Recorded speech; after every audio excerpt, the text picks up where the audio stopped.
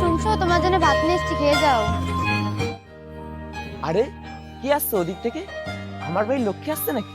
থাক, তোমাকে আর আদিক্ষেতা করতে হবে না, কিন্তু তোমাদের মাঠের আলগুলো তো সরু কেন? কেন গো, কি হলো?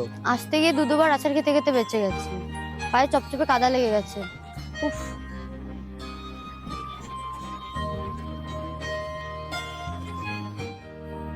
আহা, রাগ করছো কেন? একটু কাদা না লাগলে কি গ্রামের বওয়া যায়? থাক, হয়েছে, আর জ্ঞান দিতে হবে না, না ভাত খাও। কি এনেছো আজ? এত সুগন্ধ বেরোচ্ছে। তোমার পছন্দের মুড়ি ঘন্ট আর লাউ চচ্চড়ি মা সকাল সকাল বানাচ্ছিল। তুমি আনতে গেলে কেন? মাকে বললে মাই আনতো। মা বলছিল মাই খাবারটা নিয়ে আসবে, কিন্তু আমি বললাম আজকে আমি যাচ্ছি। আচ্ছা ঠিক আছে, যাও, হাত মুখ ধুয়ে এসো, আমি ভাত বেড়ে দিচ্ছি। জানো রিমি, তুমি যখন মাঠে এসে দাঁড়াও না, কি হয় গো শুনি? দুনিয়ার সব সুখ তোমার মধ্যে লুকিয়ে। শহরের এসি গাড়ি, বড় বাড়ি, সব তোমার সামনে ফ্যাকাশে। প্রথমে আমিও ভেবেছিলাম আমি এই গ্রামে থাকতে পারবো না, কিন্তু তোমার ভালোবাসা আমাকে বদলে দিয়েছে অয়ন। কেন, তুমি ভাতটা বাড়তে লাগো, আমি একটু হাত পা দিয়ে আসছি।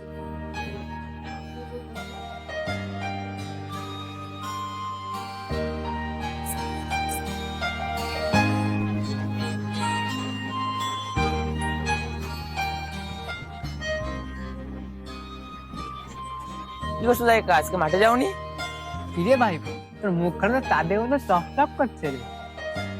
কেন কাকা, কি হলো? বৌমা মাঠে গিয়ে তো কি খাইয়ে আসলো রে?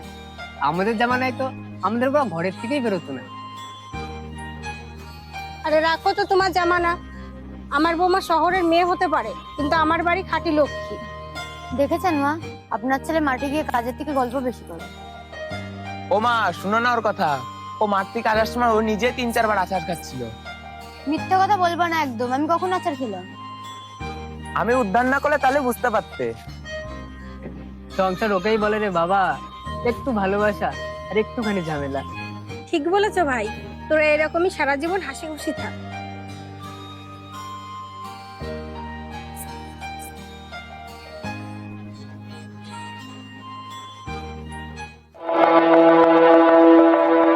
কি আন বাবু, কোথায় যাওয়া হচ্ছে? বাড়ি যাচ্ছি নরদা, সামনে থেকে সরো। খুব তো আনন্দে আছিস, মাঠে ঘাটে দেখছি বউ নিয়ে আদিক্ষেতা করে বেড়াচ্ছিস। কাজের কথা বলো, আমার আবার লেট হয়ে যাচ্ছে।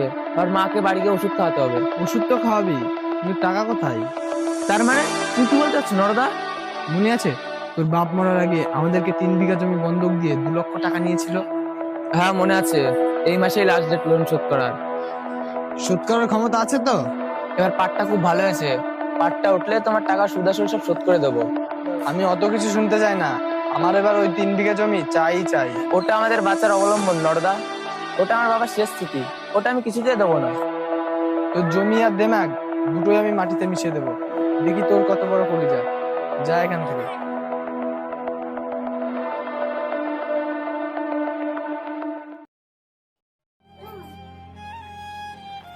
কি হয়েছে তোমার? রাতের ভাতটাও খেলে না? রিমি, আমরা বোধহয় আর বেশি দিন বাঁচতে পারবো না। কেন, কি হয়েছে? মার কি শরীর খারাপ?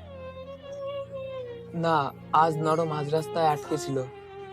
আবার ওই লোকটা? কি বলেছে ওই লোকটা তোমাকে? আবার ওই 3 বিঘা জমি ওরা কেড়ে নিতে চাই, ফসল বেচার সময়ও দেবে না।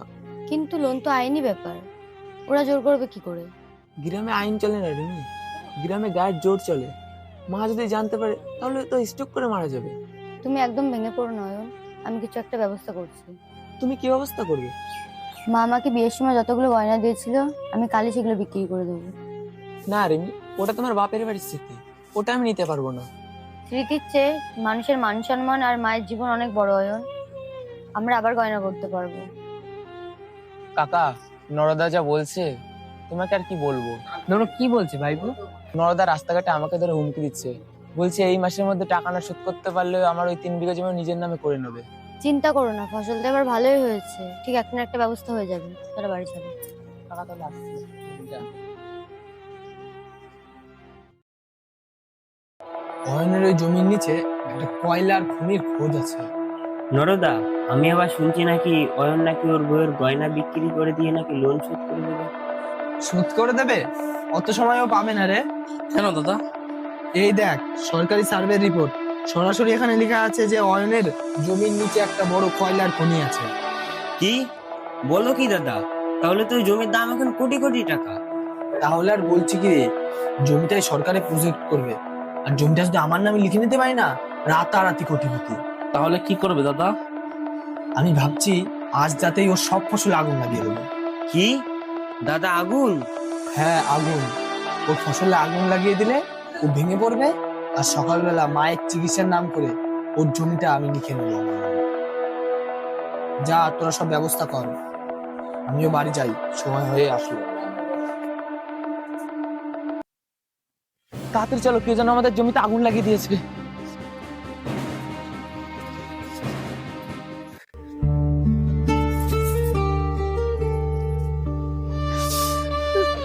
আমার সোনার ফসল কে পুড়িয়ে দিল?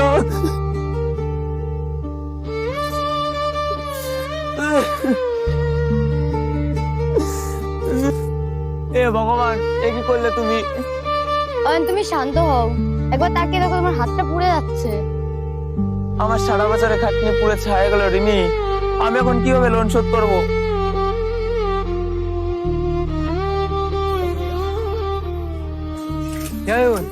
এই অবস্থা কি করে হলো? জানি না কাকা, কিভাবে হয়ে গেল এই অবস্থা। এটা কোনো দুর্ঘটনা নয় রে অয়ন, এটাকে ষড়যন্ত্র করে লাগিয়েছে।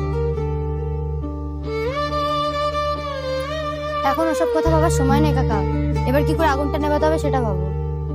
আর লেবাতে হবে না রিমি, সবই তো পুরো ছায়া হয়ে গেল, আমার আর কিচ্ছু নেই, সব শেষ।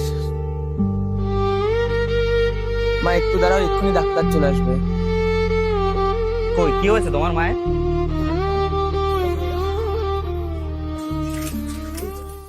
বাড়িতে কি স্যালাইন আছে? হ্যাঁ ডাক্তারবাবু, আনা আছে, তুমি বসো, আমি এক্ষুনি আনছি। এই নিন ডাক্তারবাবু। তাদের ওখানে বেরো তো, আমি একটু বাইরে যাচ্ছি।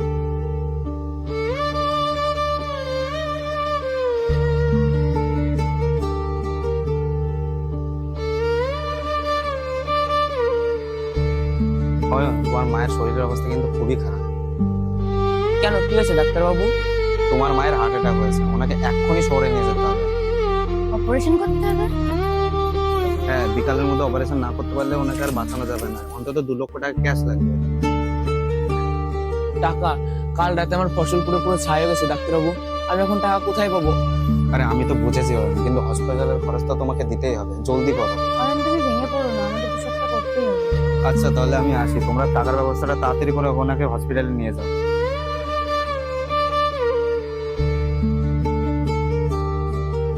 অয়ন, মার অপারেশনের জন্য টাকার ব্যবস্থা হয়ে গেছে। কি বলছো তুমি, এত টাকা কে দিল? শহরের একটা কোম্পানি আমাদের জমিটা 4 লক্ষ টাকায় কিনতে রাজি হয়েছে। এনাও পেন আর পেপার, সই করে দেন। জমি বিক্রি করে দেবো মানে? ওটা তো বাবার শেষ স্মৃতি। আমি জানি অয়ন, জমির থেকে মায়ের জীবনের দাম অনেক বেশি। এই জমির জন্য বাবা সারা জীবন রক্ত জল করেছে। মা চলে গেলেই সংসার পুরো অন্ধকার হয়ে যাবে অয়ন, তাড়াতাড়ি সই করে দেওয়ার সময় নেই।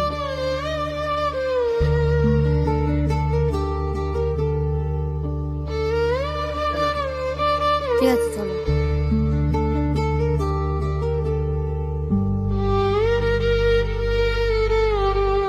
রিমি তাতেই চলো, অ্যাম্বুলেন্স চলে এসেছে, মাকে নিয়ে আসতে হবে।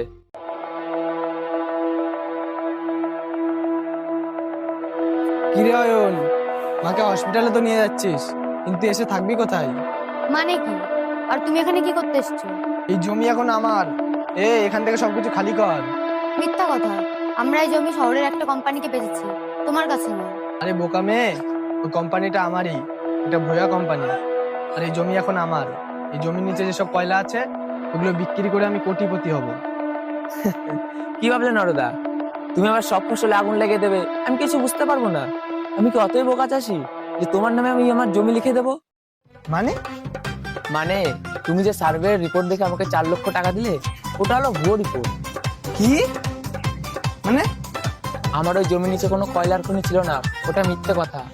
কাল যখন আমার সব ফসল পুড়িয়ে দিয়েছিলে, সব ভিডিও রেকর্ড আমি পুলিশকে দেখিয়েছি। আমি তোমার সাথে পুলিশকে আসতে বলেছিলাম যাতে তোমাকে গ্রেফতার করে নিয়ে যায়। কি স্যার, সত্যি? হ্যাঁ সত্যি, চল থানায়, চল চল।